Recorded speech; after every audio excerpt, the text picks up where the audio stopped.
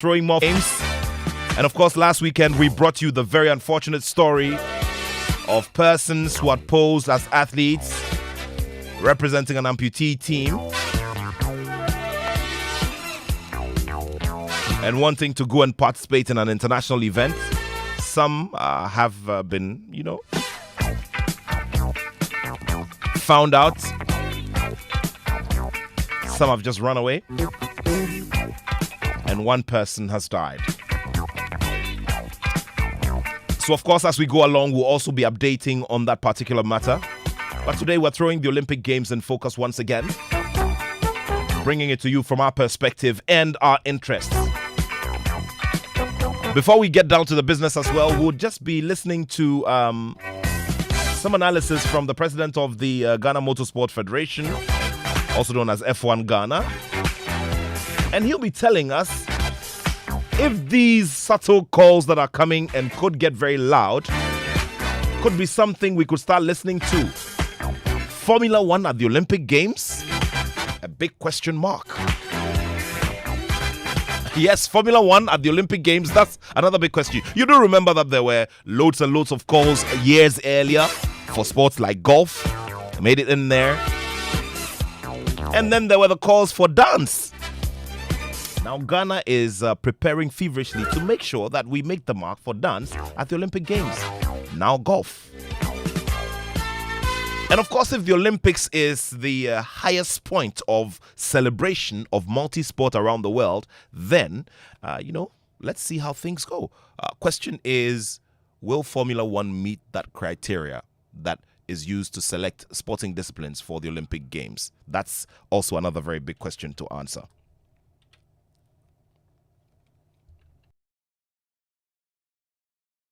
We will be speaking to the president of the Ghana Motorsport Federation, Kwabena Poku. He's already joined us from a distance. And also joining us from Europe will be the man Fento Tahiru Fento. He is a multimedia senior Olympics correspondent, and he'll be bringing us some analysis on what's happened yesterday. The very, very much talked about opening ceremony, the difference between Paris and other opening ceremonies, and of course, Ghana's interest and how we expect things to go here. But let's begin with Kwabena Poku. Kwabena, good to have you here on the show. Thank you very much for joining us.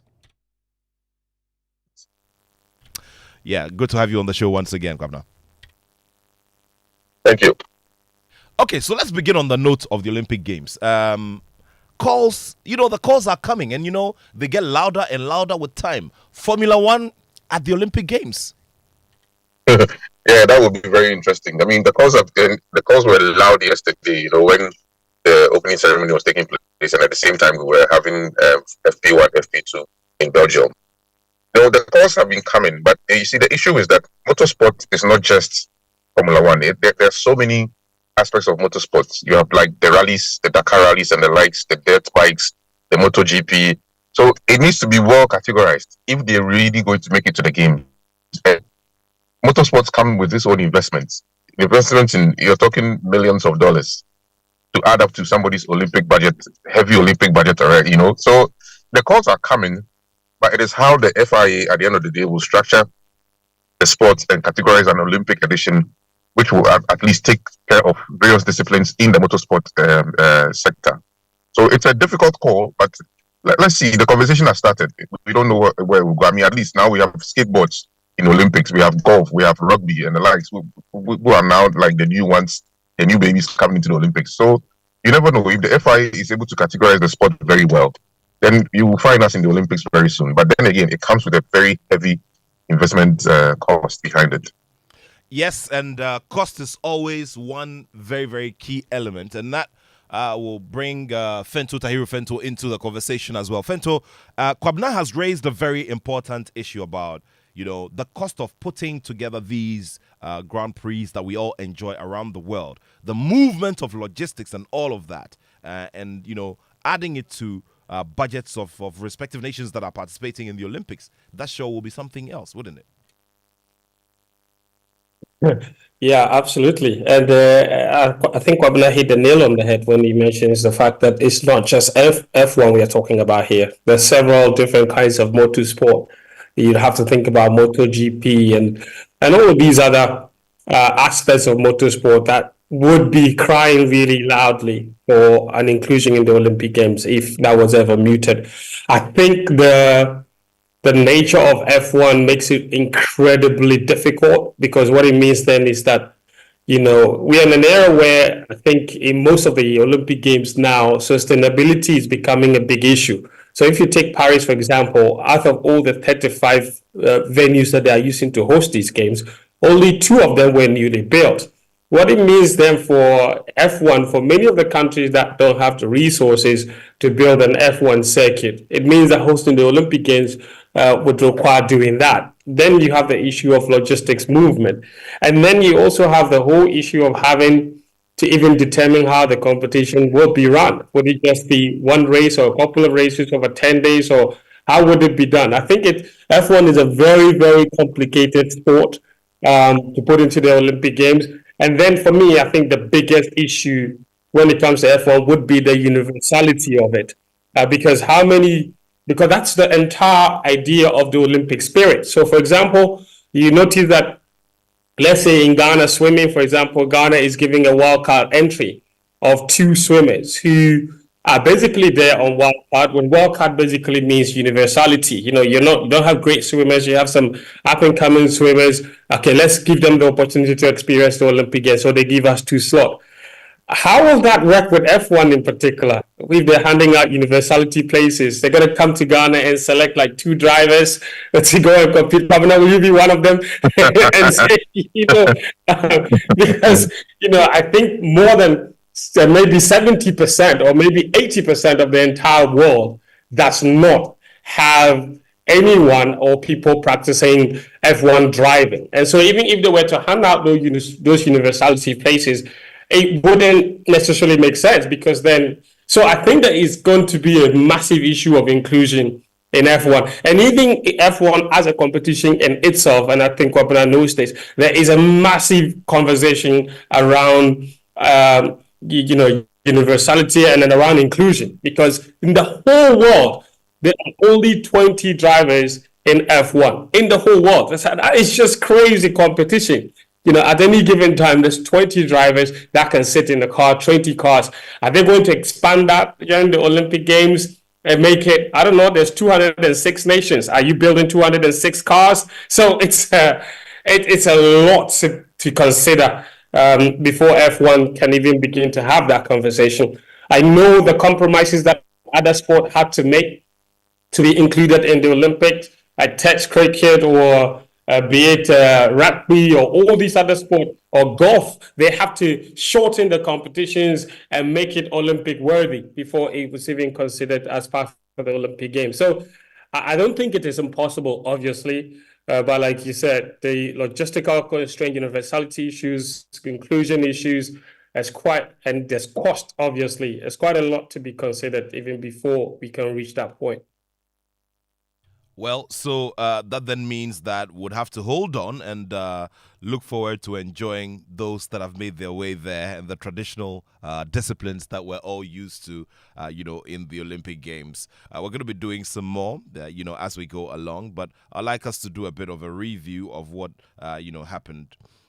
Last weekend. Now, a few matters arising. Now, first of all, this crash between Lewis Hamilton and Max Verstappen. Remember that this rivalry is something that has gone on. It will never end until either driver retires from the sport. We're going to be seeing a lot more of it. And, when these drivers are in the thick of all of the action, there's a lot of communication, with the team on the radio. And what was brought to the fore during the Hungarian Grand Prix obviously was, the conversations that Max Verstappen was having, throughout the race and all of that. Kwabna, how does all of this play into how we're building up to the next Grand Prix? Well, I think as Lewis, I think I'll start from the point where Lewis was commenting on this whole issue with Max and his team in terms of the conversation and the kind of language he was using. Lewis made it simple. He said it's about time that Max begin to act as a leader or as a champion. A champion doesn't talk that way. You keep your frustrations and you speak to your team behind closed doors. Mind you, F1 is not like football. A footballer may swear on the pitch, but then nobody hears it. You understand? They may yell at their team, but nobody hears it. F1, you're on radio throughout the whole race, from free practice to the race day. You're on radio, and the whole world is literally listening to the radio. Some people actually buy the F1 package where they can listen to one particular team's radio throughout the whole race. So if you're using words like that, and as Naomi from Sky Sports put it, there are kids listening, there are families listening. So if you begin to use swear words on air, what kind of person are you putting yourself out there to be? I mean, sponsors are watching you. Your team is watching you. You're using these kind of words on radio. He was frustrated as a driver. I get it. He wants to win. But here's the case. Your rival is the one frustrating you on the track, where he's not even allowing you to overtake him. He's defending, and he's not breaking any kind of rules. If you look at the accident, the F1 stewards came and said that it's a racing incident. But clearly, people have opinions. People are saying it was Max's fault. Some are saying it was Lewis's fault. But if you look at it clearly, they pointed everybody's faults. Lewis himself, when he left the race, said this was a racing incident. He tried overtaking me. He didn't have the brakes. He didn't have an early brake. He went for a late brake. I was already turning. I thought he was already making the overtake. And then he came bumping into me. So there are so many explanations of this thing going on. So it's difficult to point out who is to blame in this instance. Now, moving into this weekend's race, I mean, you can clearly tell that the rivalry is going to be there. Very well. Before we go into that one, Fent, I want to pick your thoughts on this matter of sporting icons and the kind of effect they have on their followers. F1 has a large following here in Ghana, and I'm always looking at the element of the effects that these icons have on especially the younger generation, which Kwabena has spoken about. So you see a sporting icon do something very negative, it splashes, and once again, like has been said, all the information is out there in the media, and the children and the kids, they always find their way to reading these material and seeing all of these. And so this obviously from Max Verstappen must be very, very worrying, considering that he doesn't only have Dutch fans, but has a global audience, which is also made up of young kids. The last time we were in Abu Dhabi together, we saw all of these families, children, all coming to watch and see him win the season. Fent.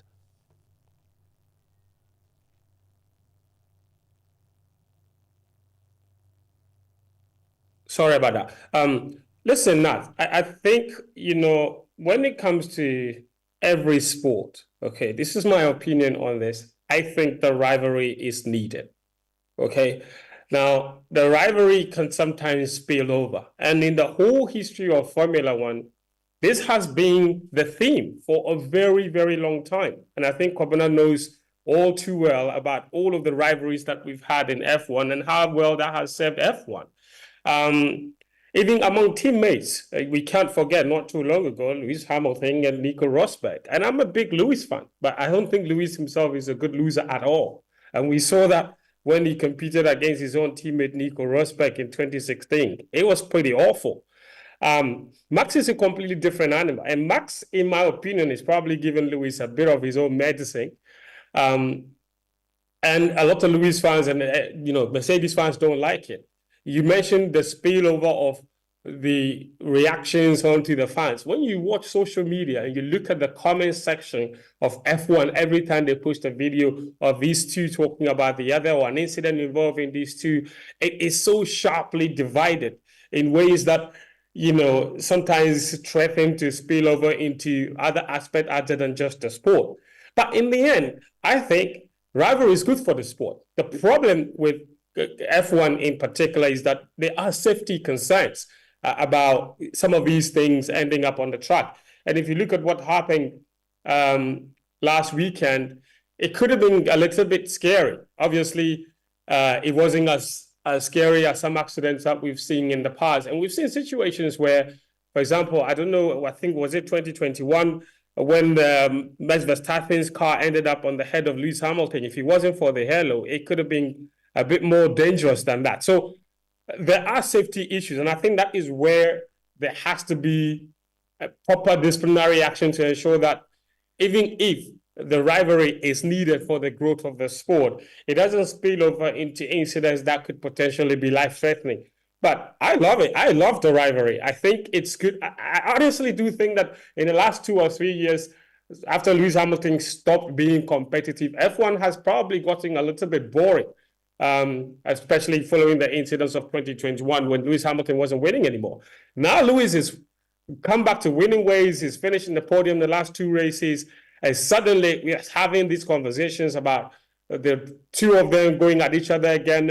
And I think that this is in many ways really good for the sport. I think the fans need to understand that rivalries are good. It's always been a big part of the sport in different generations, and I think that this is a really good time. I expected that, especially after Lewis probably stopped winning the last 3 years, that rivalry would have shifted to maybe Max Verstappen and Charles Leclerc. Leclerc and his Ferrari team haven't shown themselves to be very competitive. And then the rivalry between Checo and Max Verstappen itself was kind of, in my opinion, I thought it was thwarted by Red Bull, who basically, in my opinion, just sort of stifled Checo out of competition. And so we haven't really seen a lot of feisty races and feisty competition in the last 3 years. I'm happy that it is back.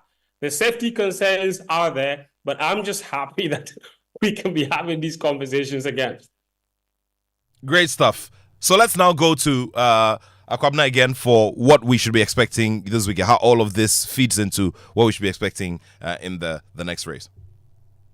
Well, obviously, the next race is going to be as competitive as it is. This is the last race going into the summer break.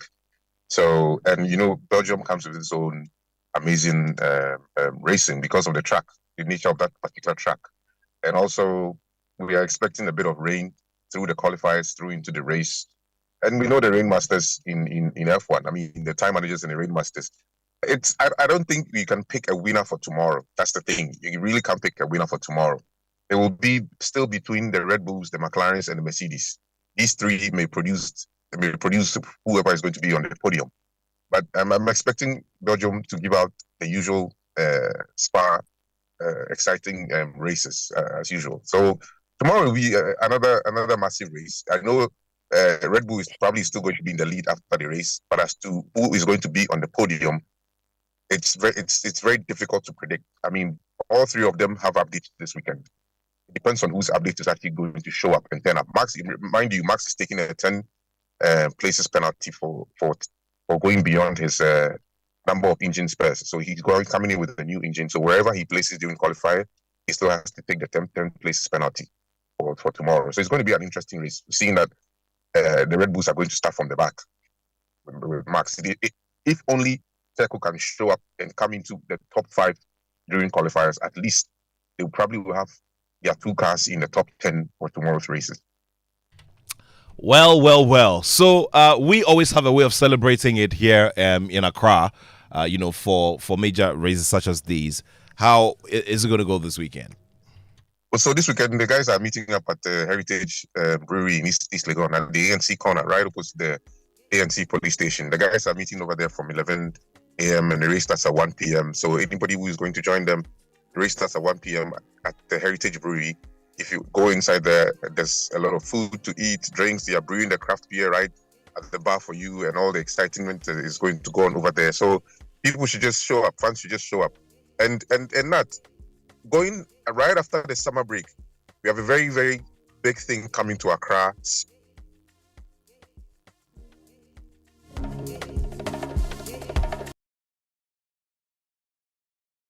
At the Laboni Cantonment neighborhood. Something huge for when F1 comes back from the summer break. So stay tuned for that one. Okay. We're looking forward to it. We're looking forward to it indeed. All right, Kwabna, thank you so much. And we wish you well. And let's see how things go this weekend. All right, Nat, thank you.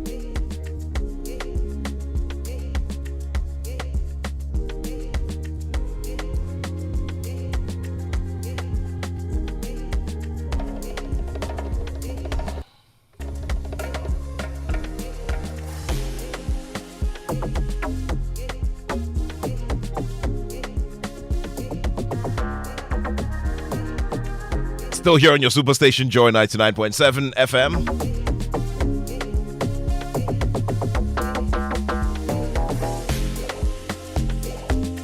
just before Fento gets more into the business, I'll be sharing with you some bites from the week, from during the week. I honored a speaking engagement in my at my alma mater, St. Augustine's College. And of course, we do know that Ibrahim Fuseni is a product of St. Augustine's. He is a part of the sprint team. The assistant headmaster, Mr. Adomensa, was full of praise for Ibrahim Fuseni for, the contributions that he's made. So we'll be taking a listen to them. We'll be listening to Joe Paul Amo as well, who is Team Ghana's captain. But let's spend a bit of time on the opening ceremony that was done yesterday. Tahiru Fento, remember, is our lead Olympic correspondent for the Multimedia Group. Fent, now I want you to get into the little details of the Olympic, games opening, which caught your attention, which you thought were all worth the watch and worth the wait. Well, I think, there was so much talk about this opening ceremony, wasn't there? Not all week, all months, we had been having conversations about how this was going to be a one-of-a-kind opening ceremony that had never taken place inside the stadium. And yes, indeed, it was. I think for lots of people watching on television, you notice that the rains had threatened to ruin a lot of the things, but people defied the rains. There were watch parties all around the city of Paris. People gathered around pubs, around public parks to watch the opening ceremony because of two reasons. One, there were limitations to the number of people that could buy tickets to go watch the opening ceremony along the banks of the River Seine. And then the tickets were really difficult to come by because, in fact, initially the organizers wanted to have 700,000 spectators line 6 kilometers of a river stretch just to watch the games. They were told that it wasn't safe. And so they halved that number and had around 300,000 tickets. So up to 300,000 people watched that opening ceremony either side of the River Seine. And I think that even despite the rains, people defied that, stood on their feet the whole time as the boats carried the teams and processed by. Now, there were 160 boats in total that carried athletes. There are 206 nations. So you notice that some of the countries had to share boats. Thankfully, Ghana being one of the smallest countries with the smallest contingent in there, they had their own little boat. So they didn't share with anyone, the Ghanaian team. And so, I think generally what was expected to happen was what happened. I think the way the French imagined it to go was exactly how it went. It was good to see icons. And the way, for me, I think everything was basically in tandem with the theme of this competition, games wide open. Remember that this is the first time in the history of the Olympic Games that there is gender parity in terms of athlete representation. So there's 10,500 athletes at these games.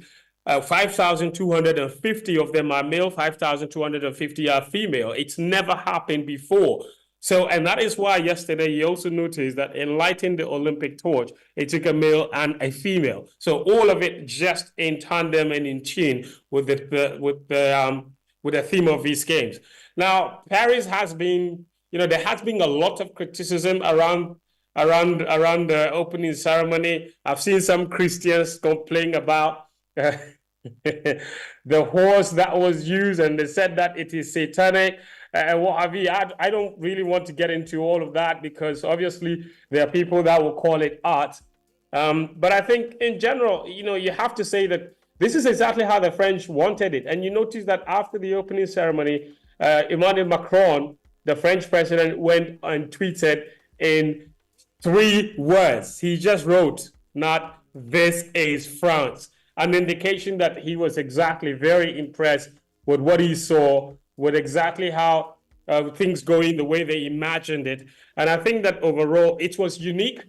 I personally don't think that it is the best opening ceremony I have ever seen.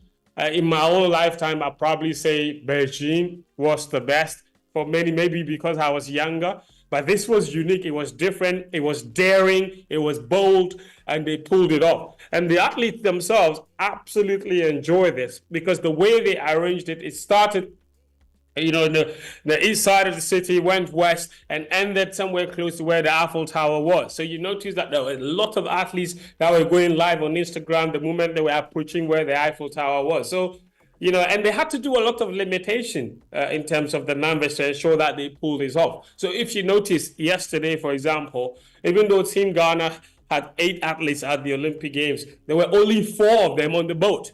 And then plus the chef de mission. Abuja. So there were 5 members of Ghana's team that were on the boat for the opening ceremony. So there were obviously 4 other athletes who didn't get to get on the boat. And they were very disappointed, obviously, because you know how opening ceremony is. It's a rite of passage. It means everything to these athletes. So they dressed up all right and they're very nice fugu, but then they didn't get on the boat, which was slightly disappointing. But it wasn't only Team Ghana that didn't have all of its members at the games. Every country didn't have all of its members at the opening ceremony. Everybody had to take a cut.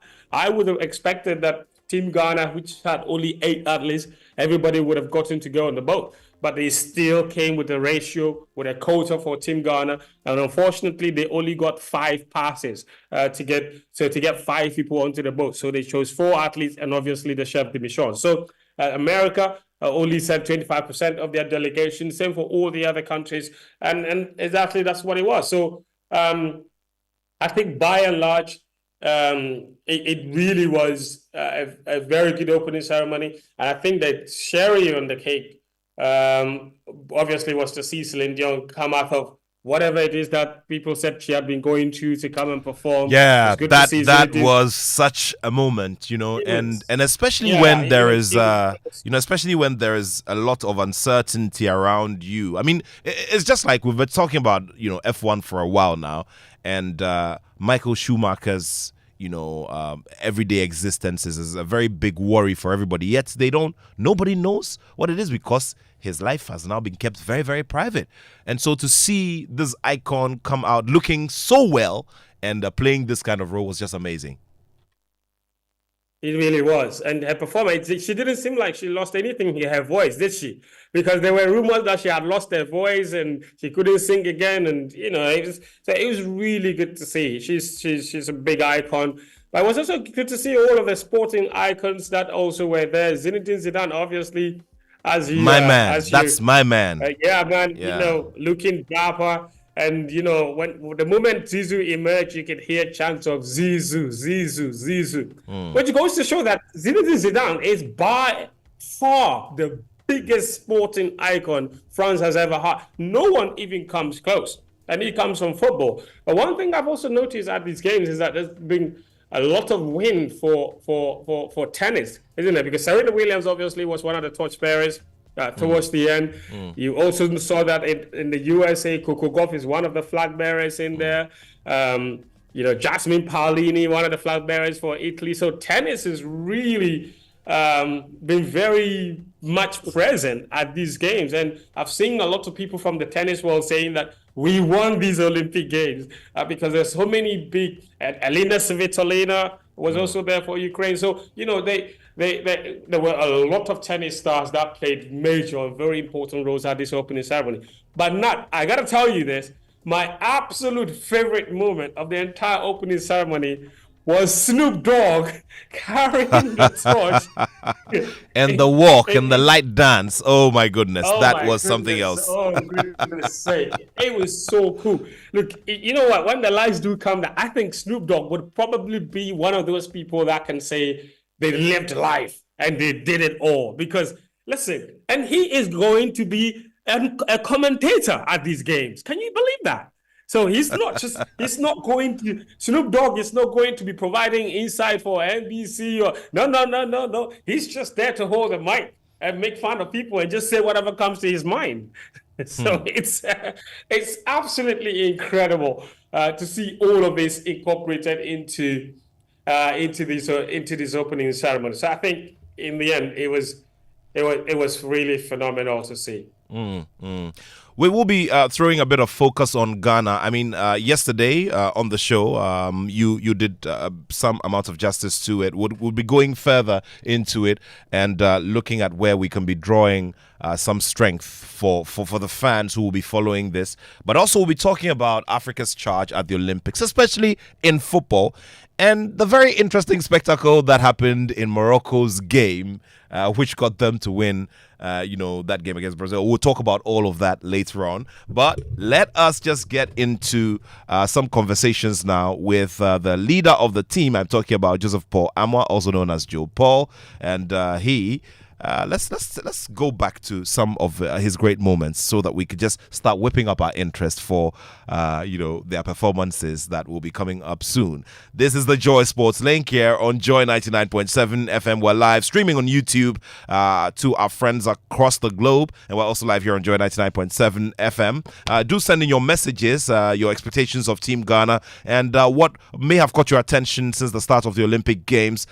Here with me and live from Europe is Fento Tahiru Fentro, who is the lead correspondent for multimedia at the Olympic Games. 055 1111997, 055 1111997. We are always ready for whatever moment it is. We know what type of position we put ourselves into. We just appreciate how Ghanaians are patronized in track and field right now. As to whether we're pampering them or not, I have no idea, man. I don't know. All we do, we're just doing our job, and then the rest, we take care of the rest. Okay. Yeah. What conversation have you been having with the group ahead of this year's Olympic Games? I think that what we actually,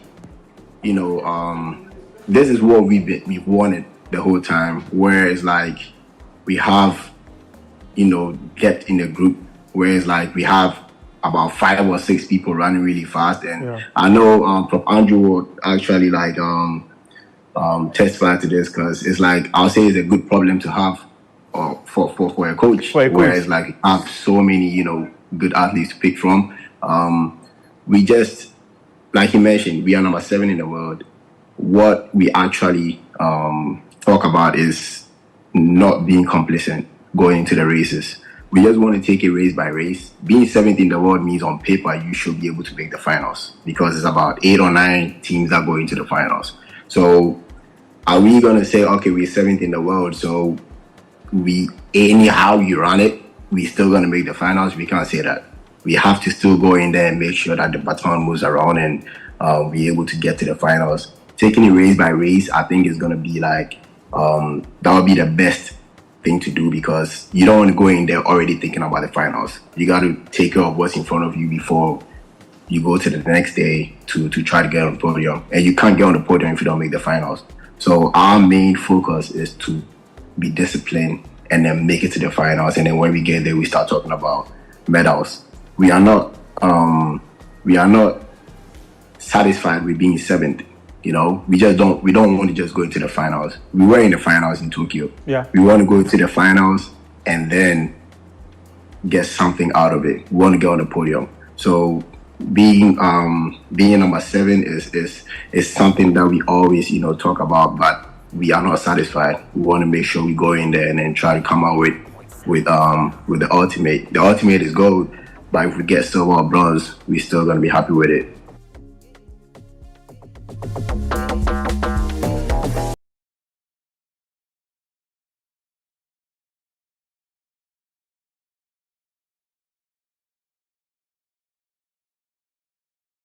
Leader with his thoughts there. He says, listen, gold will be fantastic, but we'll also love silver or bronze. This is it. This is the stage. The time is now. What can we do? We're doing some analysis with Fento Tahiru Fento.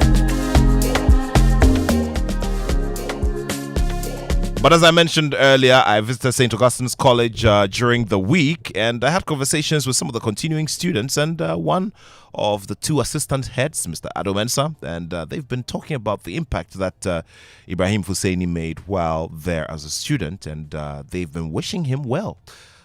The iconic administration block of St. Augustine's College, Cape Coast, an educational institution that is 95 years in terms of its history and its tradition in education here in Ghana, which has also contributed a great deal in terms of the talents that have been produced for various national teams of Ghana.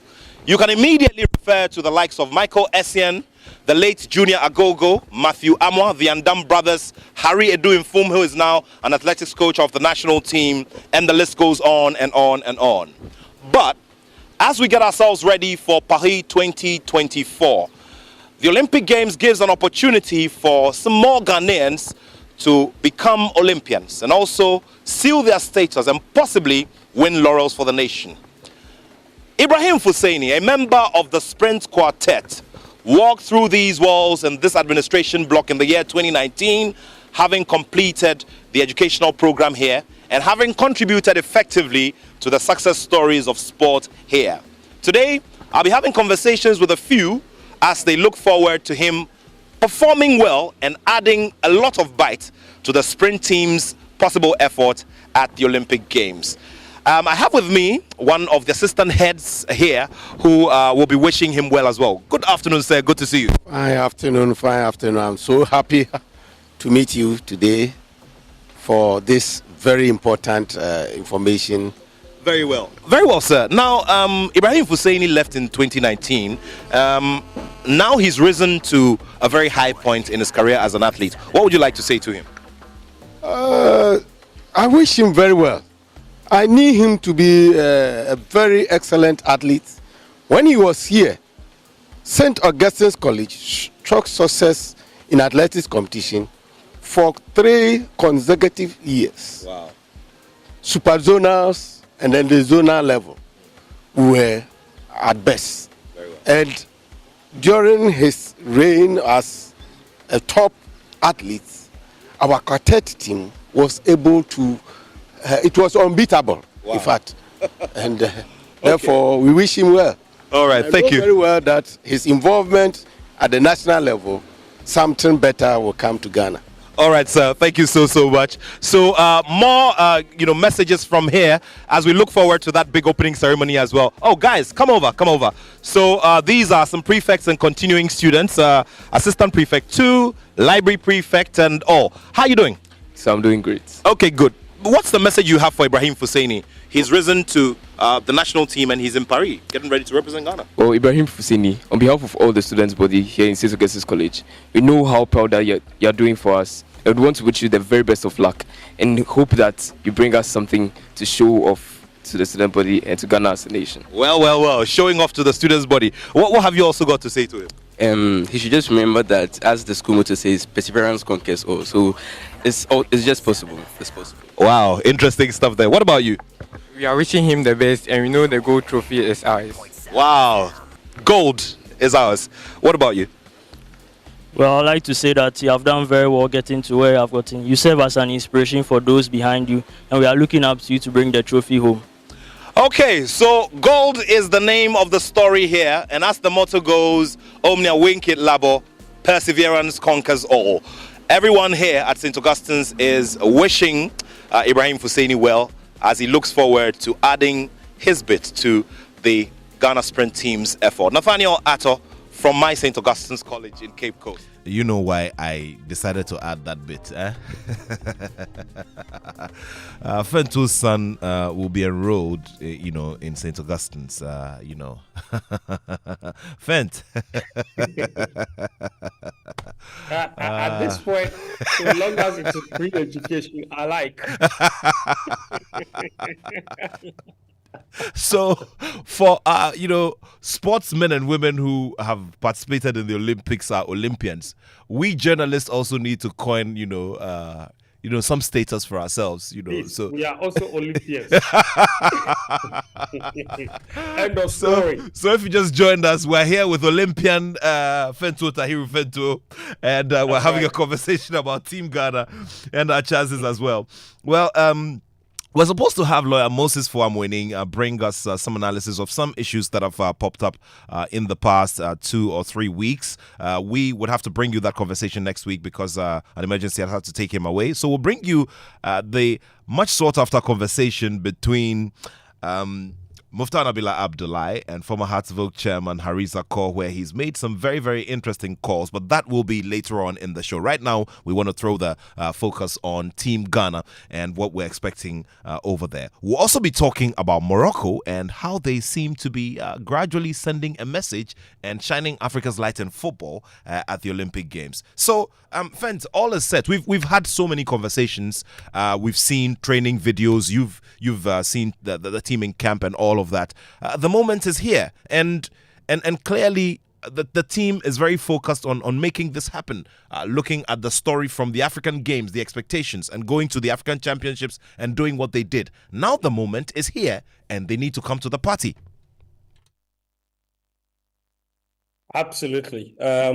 And I think that they know, the boys themselves know that they have to do well, especially in the relays.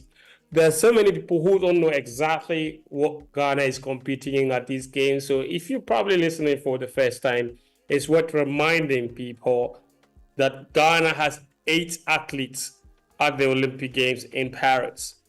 And those 8 athletes are made up of 2 swimmers and 6 track and field athletes. Now, the swimmers, Harry Stacey and Giselle Mensah, they are there on wild card entry. Now, wild card entry is basically a universality entry, which means that Ghana couldn't have an athlete qualify using the Olympic qualification mark. So none of our swimmers could meet that mark because that standard is so high. We didn't have a swimmer good enough to meet it. But then because we have a good swimming program and we have young swimmers who have shown enormous potential, the IOC has decided that let's give 2 slots to Ghana to enter 2 of their young athletes that have great potential, have shown good performances over the last few years to come and experience the Olympic Games. This is something that the IOC does every Olympic Games. It's called universality entry, what many people commonly refer to as wildcard entry. So what it means is that these are not athletes that we should be expecting to go out there and win anything. We've had this situation before as well in Rio 2016 when Kaya Forcing also went there as a universality entry or wildcard entry. It's always, she went there with, of course, Abeku Jackson at the time. It's always like that. When these young athletes or swimmers get wildcard entries, there is not a lot to expect from them except what they can expect from themselves, which is that they can swim times faster than their actual times that they have ever done. So in other words, we call it personal best times. That's what they should be seeking to do. The swimming competition starts on Tuesday. And so that's what we will be on the lookout for when these 2 young swimmers take to the pool. Having said that, there are 2 others who will be competing in individual events. Rashid Saminu, who goes to the University of South Florida, will be competing in the 100 meters individual event. And then you also have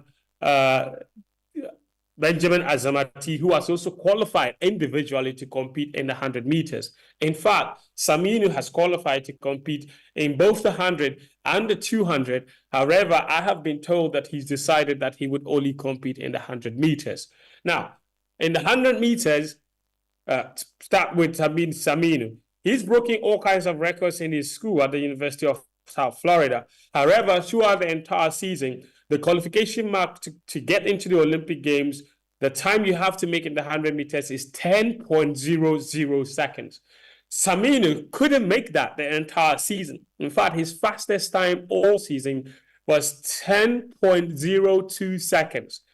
But the World Athletics also has a ranking system where if you compete in several races over the year, they rank you. So there are 56 athletes that will compete in the 100 meters.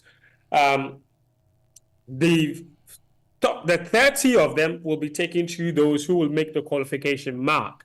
Then the remaining 26 will be picked through the ranking. Samini was picked through the ranking. Out of the top 56 athletes that are going to be competing in the 100 meters at these Olympic Games, Abdul Rashid Samini ranks number 54 with his 10.02 seconds. So that's the enormity of the task ahead of us. He is not exactly an athlete that you should expect to go out there and blow. And athletics, unlike football, shocks and surprises don't happen. They can only happen in the final. To get to the final, you need to be one of the best. The 8 athletes that get to the final are the absolute best athletes that get to the final. So Rashid Samini, he's very capable. He's been running very well this season. He's only run one sub-10 time this season, but that was with illegal wind, 9.95. But the wind reading for that race was plus 3.6 meter per second, which means that particular race doesn't count as a personal best. And so as it stands now, the fastest he's ever run is 10.02 seconds. And we know that in today's world, that time, if he makes that time, maybe he makes the semi-final and maybe the final. But we know that there's so many other athletes this season who are running much, much faster than him. Like I indicated, out of the 56 athletes that will be competing at the Olympic Games in the 100 meters, there are 53 athletes who have run faster than him this season. 53, so 5-3. Yes, he ranks 54 out of 56. So to make even the second round for Abdul Rashid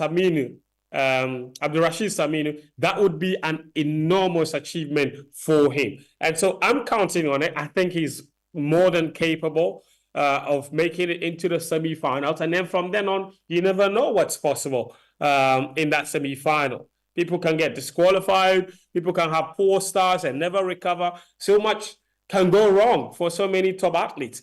But the most important thing is to get yourself in the mix. And I think that for him and him personally, making it to the semi-finals would be his number one goal. Azamati, on the other hand, his story is also similar to that of Rashid. He also hasn't run a sub-10 time this season, so he also didn't qualify by making the qualification time. He also qualified through the ranking system. Now, Azamati is going for his second Olympic Games, and there is more pressure on him. He's not been running fast ever since 2021 when he broke the national record and ran 9.90. He was in top form going into the Olympic Games. Then he goes into Tokyo, and it doesn't go well for him. In fact, it goes terribly wrong because in his heat, he doesn't even qualify to the next stage of the competition. And expectations were high, and he was running much faster at the time. This time around, he's not running as fast compared to 2021, but he's run far more experience and much bigger races. And it's probably what will count in his favor, in his advantage, where he's gathered enough experience now to deal with the pressure of running with the big boys. One of the things we found out from Tokyo was that he was lined up in his lane right beside Johan Blake. And just seeing the big Johan Blake beside him alone was frightening because in his entire career, he had been running in school and he had never competed alongside any of these guys. Now, Azamati, in the last 3 or 4 years, has been having competitions and Diamond League races. He's running alongside all of these athletes. Although his time this season hasn't been great, I think his personal best this season, or not, I think his season best this year is probably, 10.12 seconds. So he's not exactly been fast this season, but to compensate for that, he's run a lot of races this season to have enough experience. Sometimes in the big races, that's what matters, because we also saw what happened to Azamati at the Commonwealth Games in 2022 in Birmingham. He went there running really well as well that season. Then he goes and he doesn't win the medal. We also saw him at the African Games in Accra. There was a lot of expectation of him. Again, he finishes 4th. He doesn't win the medal. So he's had a lot of near misses in his career at the big stage. Going into Paris, I think for him personally, his biggest target would be to go one step further than he did in Tokyo. In Tokyo, he didn't go beyond the first round. This time around, he would hope to go beyond the first round. And we know that the athletics doesn't even start until Friday now. So they still have 6 more days of training, and they've had 10 days of training in Strasbourg. They've come to Paris. Azamati was still racing in the US when the rest of them were camping in Strasbourg. That's how much competition he's had on his belt this season. So those are the 2 individual athletes we have. Then we have the relays, which is where a lot of people, and I beg your pardon, we do have one more individual athletes, Rosie Abo, and I'll get to her. Yeah, we're going to come to her. Yeah, very well. Yes, but just talking about the men. So the men's relay team is where there is a lot of hope. Obviously, because of their performances over the last maybe 6 years. They won gold at the African Games in Rabat. They were unfortunate not to make the final in Birmingham because someone's maybe neglect or carelessness, negligence, whatever it is, got them disqualified. But this team has broken the Ghanaian record twice already. The last time they did that was in Oregon at the World Championships in 2022. Their record now, they hold the national record, this quartet, which now stands at 38.07 seconds. Now, this team is very much capable. If there's one thing that I've come to know about them is that they are a team that is very much capable of delivering when it really matters. At the African Games, obviously, it didn't happen for them. They finished just narrowly behind Nigeria in silver, but they went to the African Championships in Cameroon, and they got their revenge, Nat. And we also saw them at the World Relays in the Bahamas. The first race, they dropped the baton, and with all the uncertainty around them, they recovered brilliantly to win the second qualifying ahead of Nigeria to book their place for the Olympic Games. Now, the team that they have at the moment, Nat, this group of athletes are running faster than at any other point in the relay team's entire maybe 5-year assembly. Because you've got Saminu, who's running 10.02. You've got Azamati running 10.12. You've got Fusaini in there. You've got Botio, who's also run 10.05 this season. So that is a really good headache to have. And you've got 5 athletes who are running incredibly well. The headache for Coach Andrew and his Salamatu and the guys that are there is, how does this team line up? We know that only one person's place in that team is guaranteed, and that is Joseph Polamwa running that ankle leg. Who starts for them is a big question, because we saw that it's Foseni who had been starting for them, especially at the World Relays. He started both races, and he was blistering. But we know that Saminu, who was not available to the team at the time, is faster than Foseni. So are you going to drop Foseni in that first leg and bring in Saminu? We also know that Saminu ran the ankle leg in Cameroon when Joseph Paul Amor wasn't there. So are you going to try and mix things up a little bit? Then you have the back straight. What we saw at the back straight, we know that in all those record-setting runs, Azamati always ran the back straight until the World Relays, where Isaac Botio, who had been running really well for West Texas A&M, was roped into the team, and he was given the back straight, and Azamati was made to run the bend. It was between those two that dropped the baton in the first race at the World Relays. Are you going to stick Azamati back into the back straight, and he has a fast, blistering back straight, or are you maintaining Botio? What about the curve then? Do you put Azamati there, or do you bring Rashid? So they have to find a good balance between fielding the best athletes and also fielding athletes with great chemistry, because the relays is not just about who has the fastest athlete. It's also about which country has the best executors of the race. And in executing a relay race, there are 2 very important mechanics involved. The mechanic number 1, obviously, it's the baton changeover. And the baton changeover has to be perfect. There are different techniques of changing the baton. Hand to the side, hand to the back. It depends on which technique they're training them on. And you have to get that one right. But changing the baton successfully is one thing, but also doing it efficiently is another. Now, the efficient changing of the baton involves another aspect aspect of the race, which is stretching the zone. So where you can take the baton from an athlete, from where the outgoing athlete can take the baton from an incoming athlete, it is marked.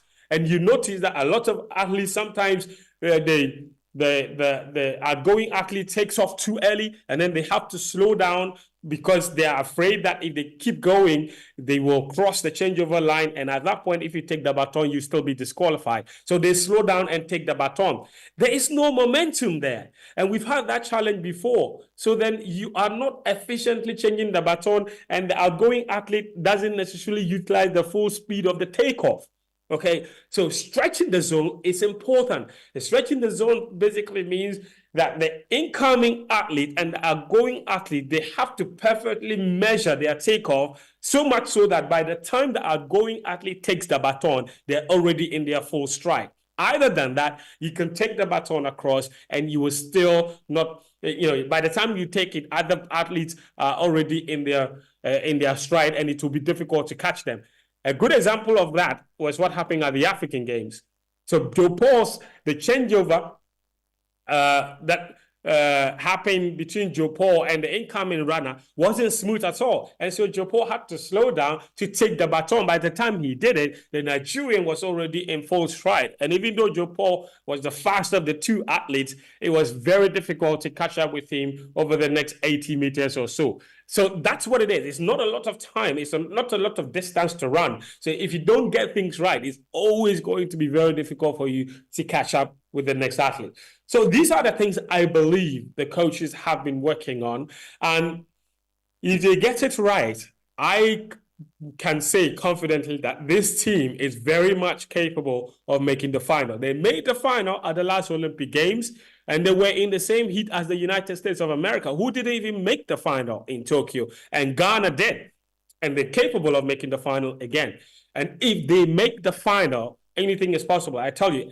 And anything is possible, especially more so for the relays, Nat, than in any other discipline. Because in the relays, you can finish the race and get disqualified because maybe you change the baton in the changeover zone. You can finish the race, get disqualified, maybe be stuck on a lane. You can finish, get disqualified, maybe you drop the baton. So many things can go wrong in the final of a relay. So just making it into the final alone, you have the potential of medaling.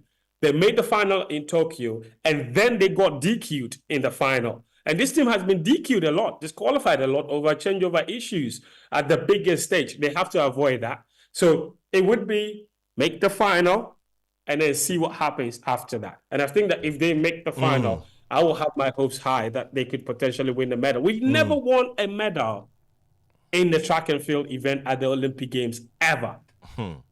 Ever. Then, of course, you have Rose Yeboah. And I think for Rose, listen, I am a big fan of the young lady.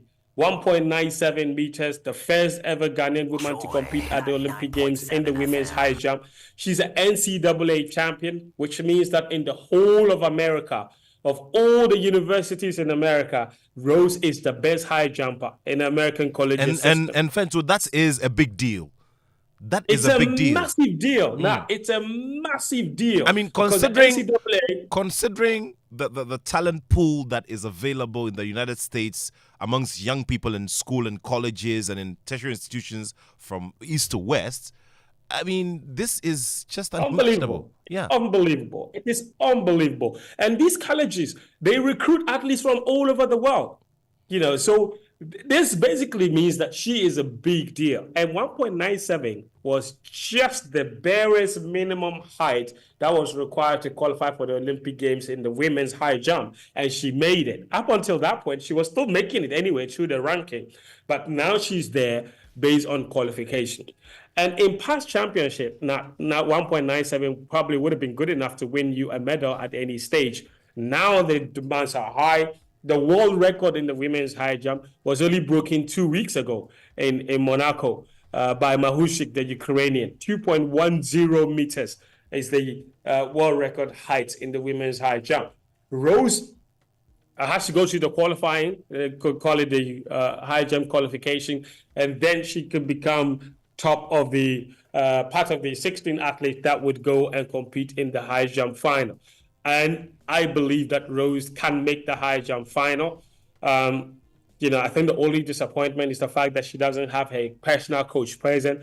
But I've been told that, Coach Andrew exchanged notes with Rosie's coach, and until whatever technique that Rosie's coach at the University of Illinois had helped to get her to that height, that new national record height of 1.97, Andrew would have taken notes and it could go on to help her. I think that if she can make another 1.97, she is more than capable of making I think she will make the final if she can jump 1.97. Whether she can jump 1.97 is the other big question, because the problem is that unlike all the other athletes that are representing other countries and even those who have finished the NCAA, and the NCAA championship ended somewhere on 18th of June, Rose has only competed one more, and that was at the African Championships in Cameroon. All of her other compatriots are competing around the globe. She was in Cape Coast for 2 weeks.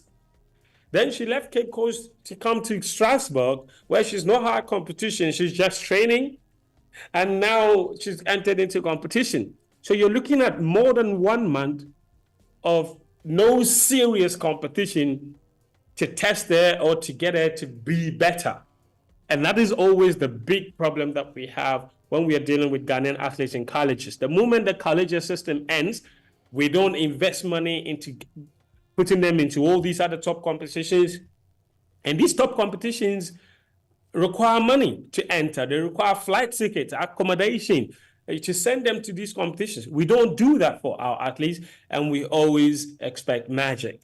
I think that it would be unfair for any of us to go and expect magic from Rose, especially given the issues of the last maybe 5 weeks, where she hadn't necessarily been given the platform to really compete at the highest level, to continue to get better and better. But I still have hope that she's more than capable of making the women's high jump final. Harry Stacey and Giselle Mensah, the young swimmers who are also, making their Olympic debut. Similar stories to tell in terms of the stage, the size of the stage, and how their greenhorn status can just get them to make an appearance and hope that they can do something remarkable from there. Yes, not. And the two that I first spoke about, I think that with those two, it would be very unfair for anyone to expect them to even go beyond the next round, because even the circumstances under which they were entered into this competition itself, wildcard entry is basically charity entry. It's like, okay, you don't have an athlete that is good enough to qualify, but you have a good swimming program, so you bring two young swimmers, let them come and enjoy and experience the games. And these two were at the African Games as well, competing for Ghana. And there's potential there. Abeku Jackson is our best swimmer, obviously, but even he wasn't good enough to qualify for these Olympic Games. But because he had already been to the Olympic Games using the wildcard entry for Rio 2016 and Tokyo 2020, he had exhausted the universality places, so he wasn't eligible anymore. And the only way he would have made it to Paris was if he made the time, if he qualified. He did not. And so then the IOC came to us and offered us 2 places. And I think Ghana swimming deserves some credit that every Olympic game since Rio 2016, they've had swimmers at the games as wild card. So they must have been doing something really nice for World Aquatics to deem to be consistent in handing them places. And so I think it's probably one area that we need to look at. We need to consider as a country to see where we are going with this swimming project, because we saw Abeku Jackson give us 2 medals at the last African Games. And maybe if we had invested when he first came into the scene in 2016, we had pumped resources into, because where is Kaya Forsing? She was there with Abeku Jackson in 2016. Yeah. Where is she? She's in medical school, or she's in school in Spain. No one cares about her swimming anymore. Her sister also burst onto the scene. She went to, I think, Tunisia for an open water championship where she was bitten by jellyfish. I think, Nat, you remember that story. Very well. There's not much that has been seen from her sister either. So, But yeah, Giselle Mensah, Harry Stacey, they'll be in action on Tuesday. But I think those two, I don't have a lot of high expectations for what they can do. I think the best they can aim for is to improve their own times in their various events.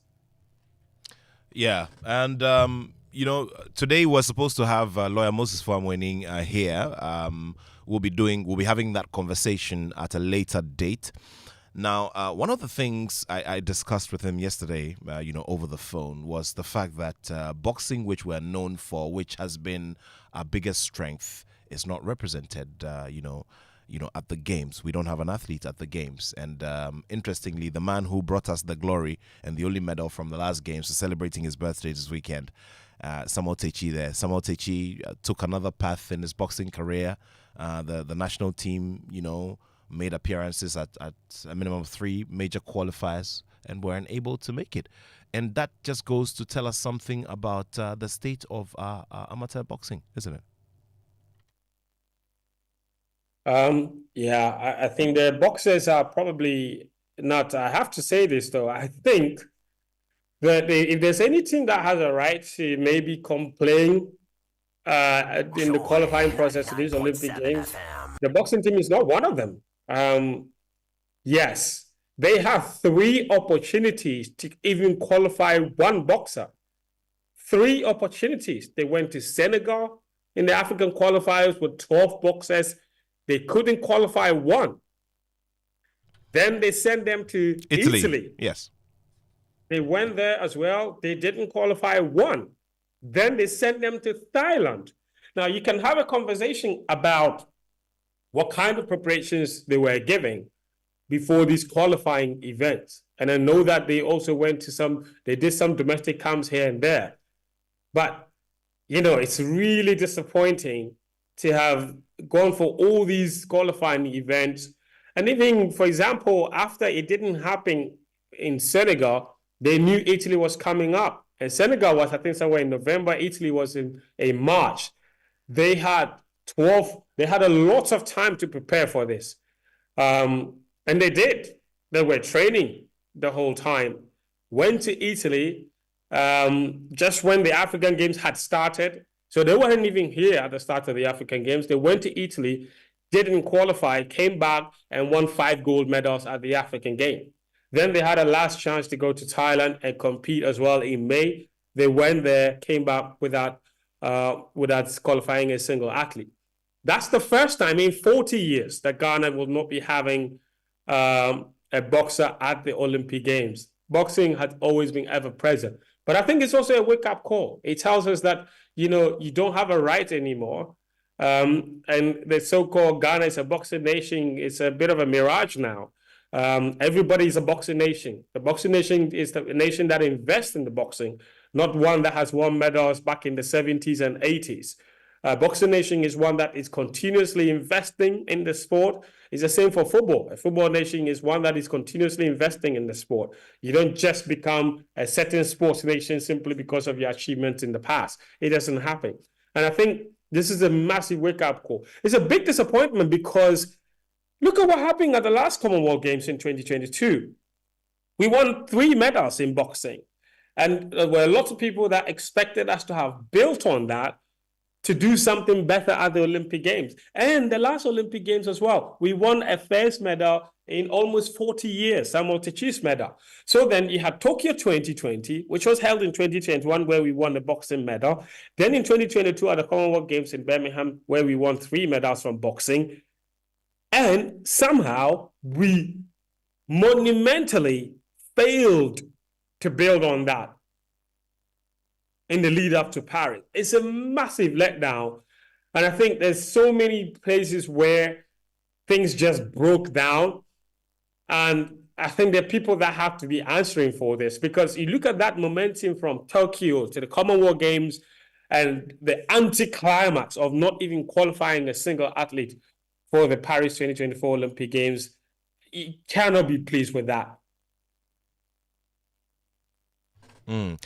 Definitely. So obviously there's a lot of work to do when it comes to boxing, because looking at the track record, we should have at least made an appearance here.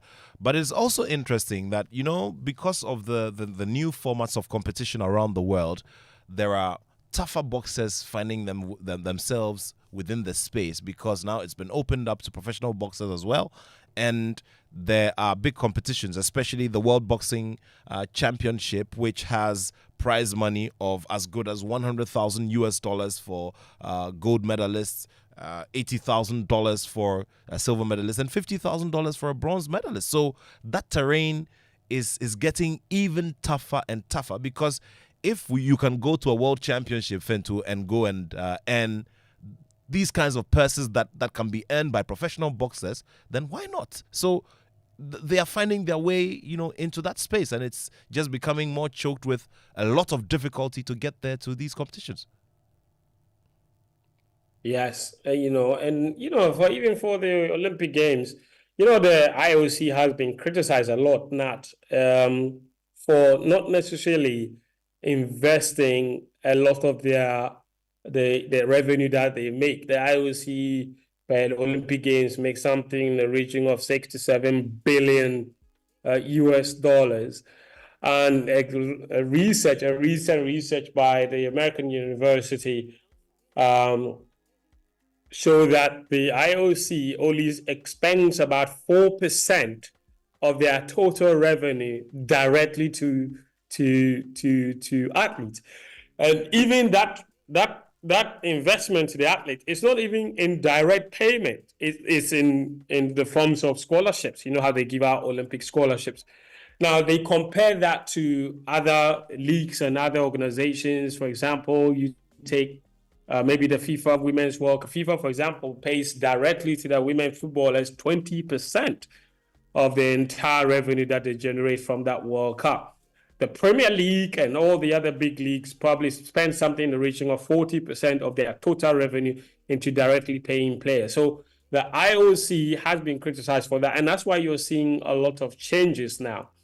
Now, World Athletics themselves have also announced that they will pay each individual athlete $50,000 per every gold medal. That money is not even coming from the IOC, that is coming from World Athletics. And this is the first time a single or an individual federation has announced that they're going to compensate athletes for winning at the Olympic Games.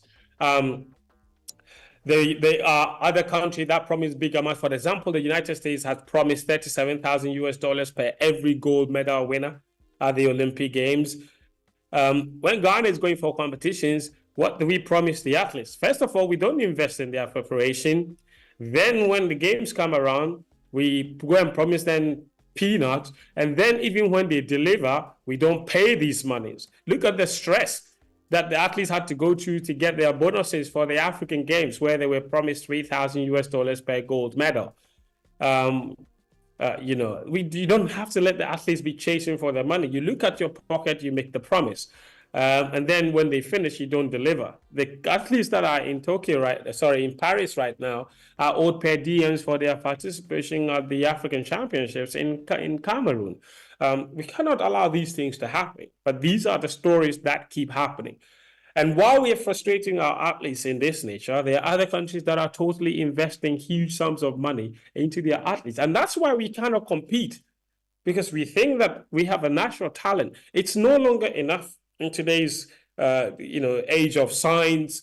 Everybody has access to how to improve performances. Everybody has access to everything, to resources, to facilities, to everything that can make you get better at a certain event.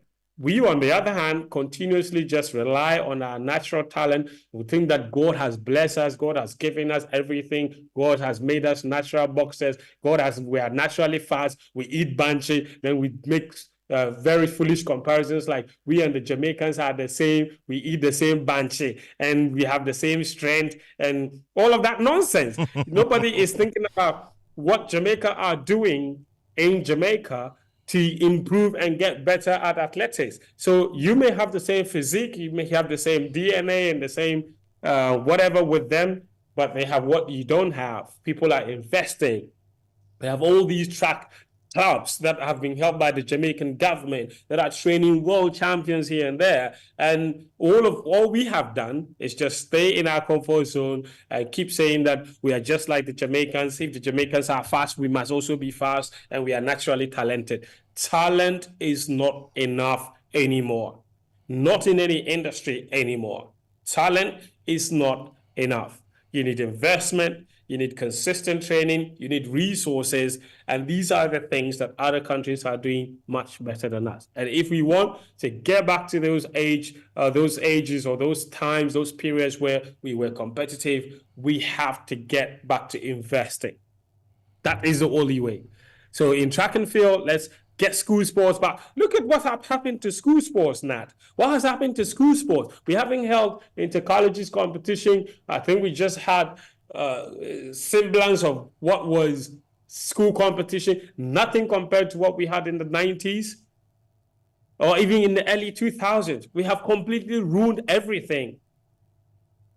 And that is what it takes. You go to Jamaica, the secondary school championship, they call it champs. It's incredible. The crowds there. We have something similar. Interco. But when was the last time you went to Interco and it was a big Interco in Central Region? They don't even have nice tracks. The Cape Coast track is not certified. The Vias track is horrible. And this is where we want the athletes to train and get decent careers out of running. It's not going to happen. And the other sad bit of all of this is that in Cape Coast, for instance, which is a very big point of concentration for educational institutions and second cycle institutions, you have the Cape Coast Stadium that you've spoken about, and that's about the best facility that you have in the central region. Before the Cape Coast Stadium, however, there was the Siwudu Park, which was a football park. And then there was the Adesado College field. Now, the Adesado College Park was supposed to be, or before the Cape Coast Stadium was built, was the regional, center. So it was the regional center. And during my time in the second cycle, at the second cycle level, I contributed just like all my other mates. When I was in school, our school population, the college population was around between 1,300 and 1,500. We all paid what is now 50 pesos. At the time, it was 500 cedis. It was a little dark gold coin like that. We all contributed it every term into a fund that was supposed to renovate the Adesado College pitch to make it what it is. But guess what? It's still a dust track, and it's still being used. We moved to the University of Cape Coast Stadium, which is also the same.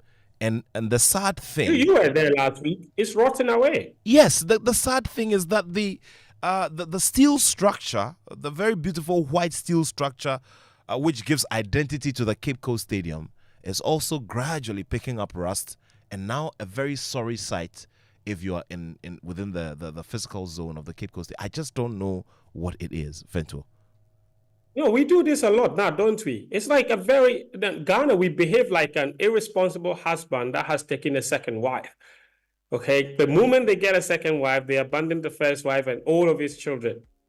We do that a lot, don't we? We moved everything to Cape Coast Stadium the moment that stadium was built. So every match was played there, every Black Stars game, every under-20 game, every event was held at the Cape Coast Stadium.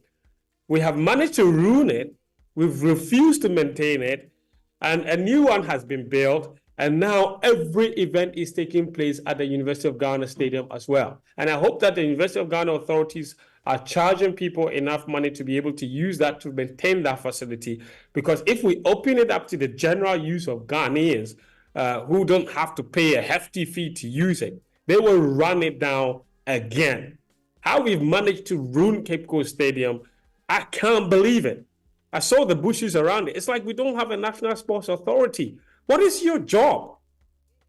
Like I cannot understand. Even weeding around the stadium is a problem. How is that a problem? There's literally an authority whose primary job is taking care of these facilities. So if you can't do it, you don't do it, what do you do? How do you earn your salaries? I find it hard to understand. We've been running a series on the youth resource centers. Now, you've seen what they've become. It's unbelievable. I can't understand why we keep doing this to taxpayers' money. Every single one of those 10 youth resource centers that we said we were constructing and the government was hailed for it and what have you, we have abandoned every single one of them. And each one has more than $1 million invested in it already. And to go back and complete them, they were originally supposed to cost only 1.8 million. Now each one will cost $4 million. From whose pocket? You and I's pocket. The minister just had a press conference 3 days ago where he confessed that they couldn't finish them because of financial issues. But this is a facility that was being funded directly from the District Assembly Common Fund. 5% of it. We pay taxes. We know where the District Assembly's Common Fund is. Why aren't you paying the 5% to the NYA so they can finish these facilities? Why you leave them to rot away? Because I guarantee you, we are better off if these facilities were completed and kept and being maintained and being given out for events at a fee that will then go back into maintaining them than what we have now, where they're left to rot away. And by the time we get money to go back to finish those facilities, we would have to redo everything all over again and end up spending so much money. It's like, I don't know, it's like we just hate ourselves.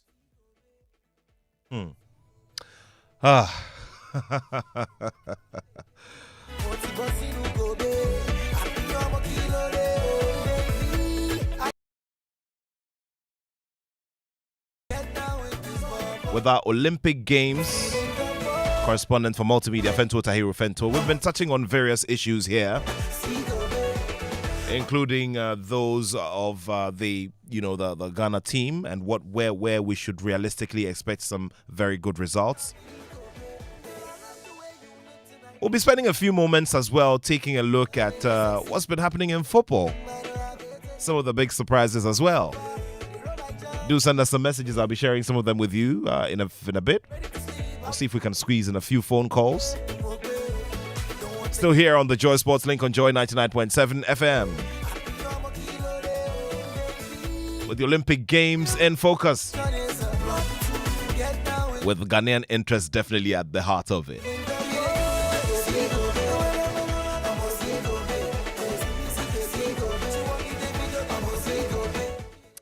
So, Fento, let's zero in on a bit of football now. And Argentina have a very big tag. A big tag in the sense that they're the reigning world champions at the FIFA World Cup.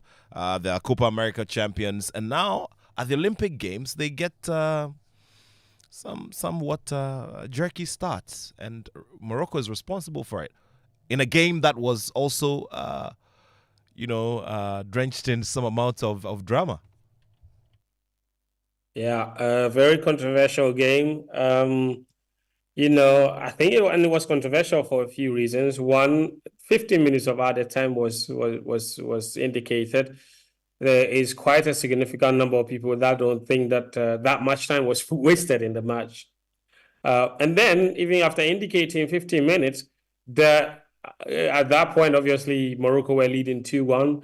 Argentina's equalizer came outside of the 15 minutes added on. The equalizer came from Christian Medina in the 16th minute of added time, even though only 15 were added. So, then obviously the fans were not happy. And I think the backstory to it, Nat, obviously, is that there were a lot of French Moroccan fans in the stadium who already were not impressed with Argentina's behavior at the Copa America. So Argentina already came into this competition very unpopular.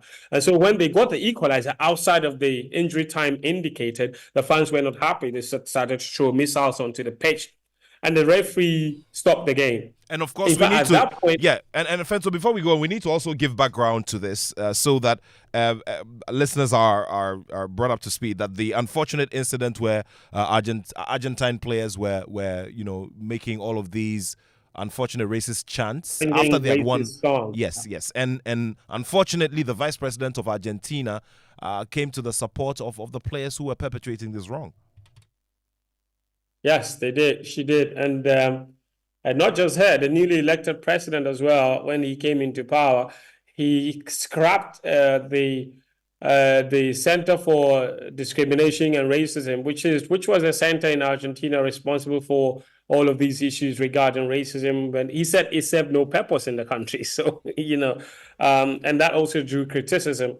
So basically, yes, French fans already didn't like Argentina, and the rivalry was always going to play a part. So when that goal was scored, at the point when the skirmishes started, the referee ended the game.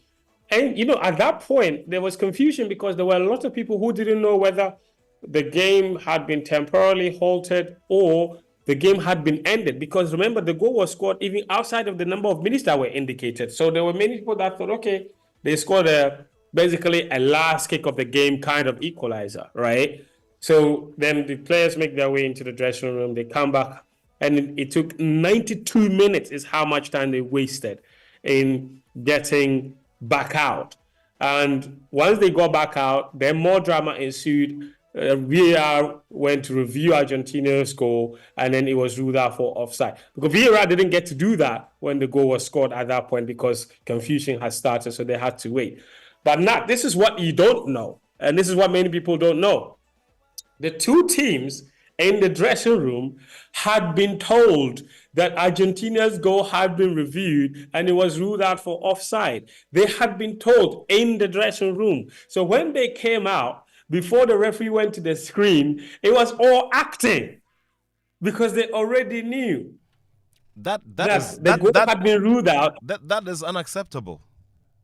Yes, so it was fair enough, yes, but I'm just saying that they had already been told that it was ruled out in the dressing room and that the goal was not going to stand, which they understood, and Morocco knew as well.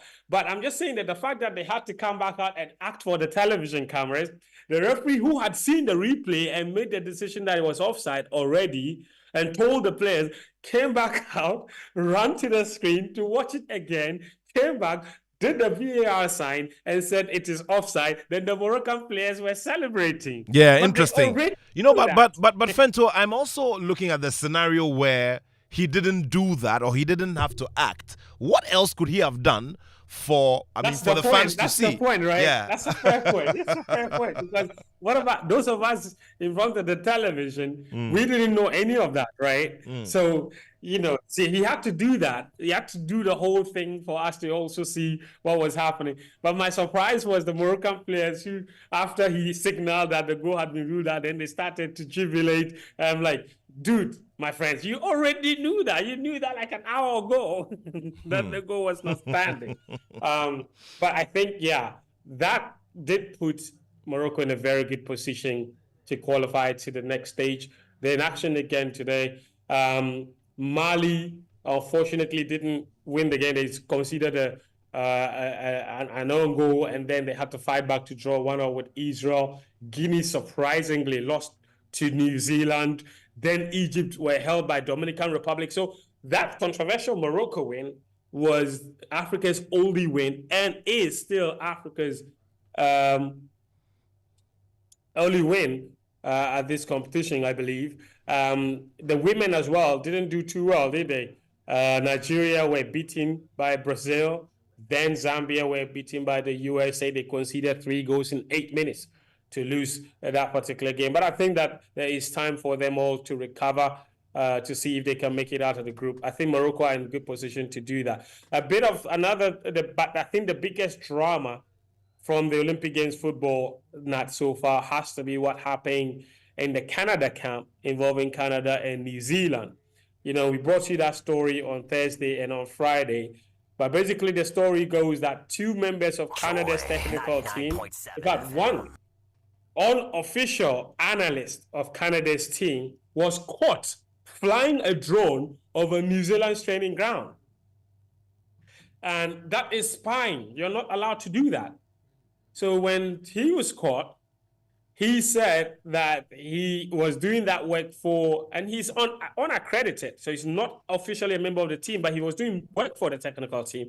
He said that he has sent the information, the scouting report to the assistant coach. And so Canada made a decision to send home both that unaccredited technical member and then the assistant coach.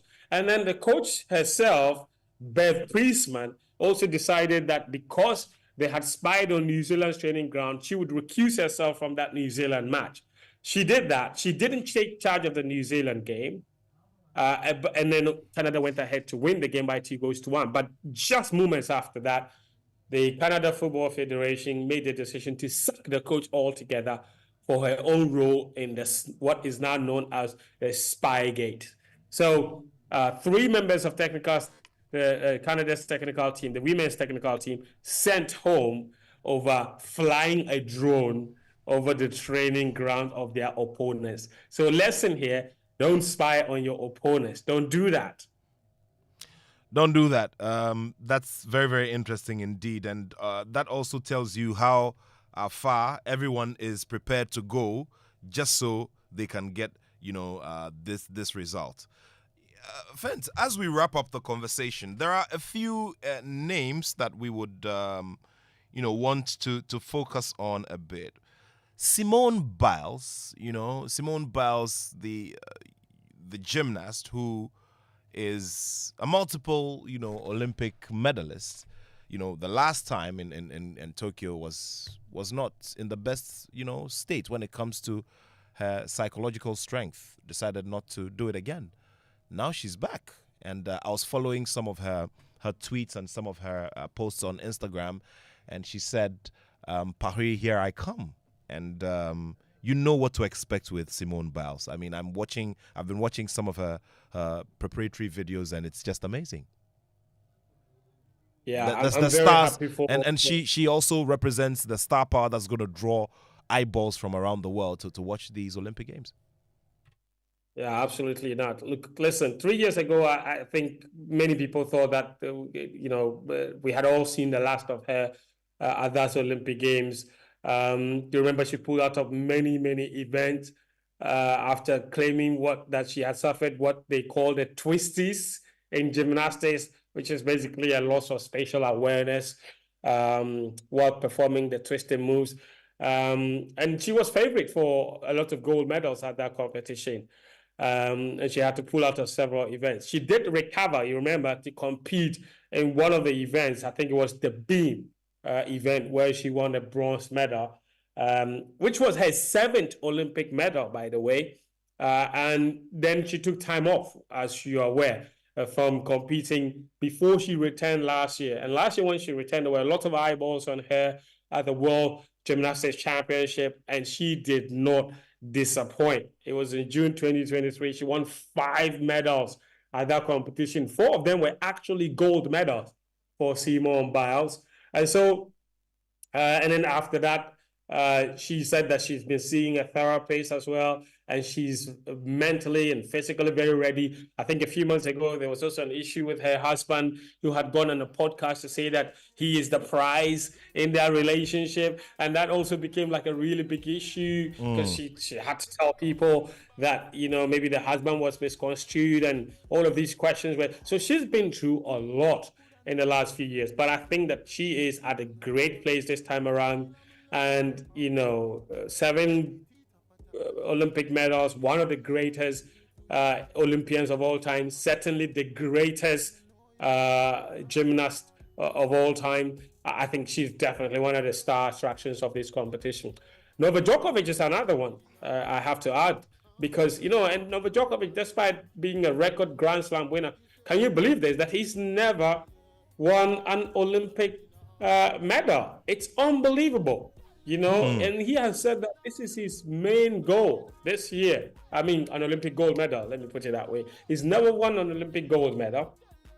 Last year, the last Olympic Games in Tokyo 2021, he was actually on course for what people call the Golden Slam, right? Where you win all the Grand Slams, including a gold medal at the Olympic Games. He was surprisingly beaten by Alexander Zverev in the semi-final, and so he never made it that far. And so it's still, up to now, he hasn't won the gold medal. He has said that this is what means everything to him. Very well. Right now, it's the only thing that he doesn't have, and he's very much desperate to win it. So that's another big one that we should be on the lookout for. I think, for example, Yeah. Okay, well, I want to wrap it up. Yeah, because yeah, I yeah, have any other name that I wanted to mention, but Yeah. We will transfer them to tomorrow afternoon on the Joy Sports Arena when we're looking up to these performances, and we'll be doing some reviews as well. My friend, thank you very much. Obviously, very well settled down, and we're looking forward to more from you.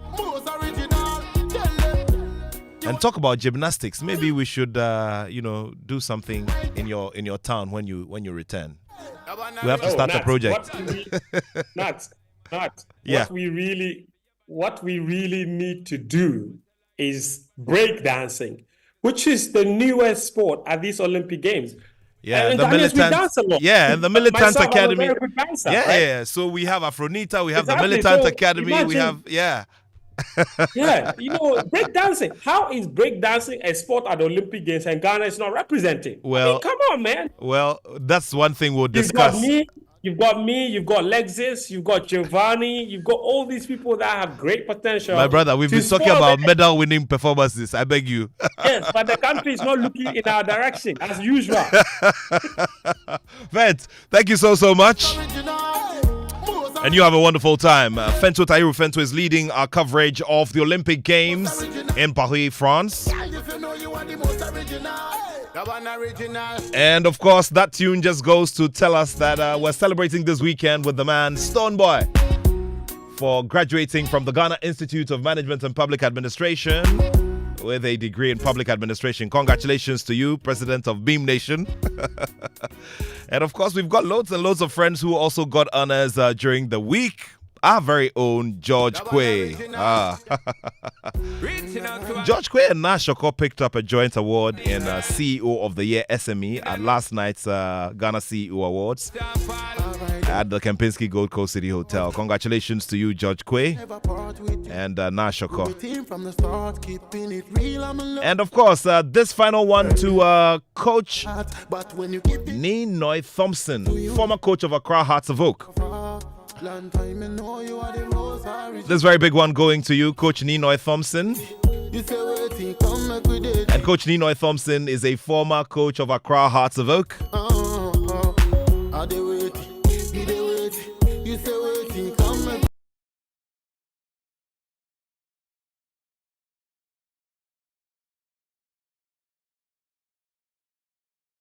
So Showbiz A to Z comes up this afternoon with Kwame Dazi and the rest of the team.